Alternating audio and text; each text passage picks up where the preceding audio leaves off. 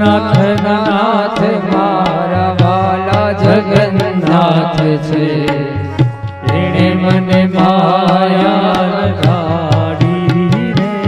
એકાદશીના વ્રતના દિવસે કીર્તનનો બહુ મહિમા છે.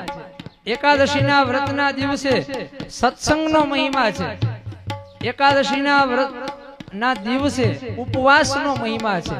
ઉપ એટલે કે નજીક, વાસ એટલે કે બેસવું. ભગવાનની નજીક બેસવું એ સાચો ઉપવાસ. ભૂખ્યા રહેવું એ ઉપવાસ નહીં. અને એકાદશીનું આપણે વ્રત કરીએ એટલે 11ના દિવસે અડધી કલાક 1 કલાક એવી હોવી જોઈએ કે જે સમયે આપણે ઠાકોરજીની નજીક બેસીએ અથવા કોઈ મંદિરમાં જઈને બેસીએ અને આપણા હાથે કીર્તન થાય, આપણા હાથે સત્સંગ થાય. એકાદશીના દિવસે કીર્તનનો અનેરો મહિમા છે.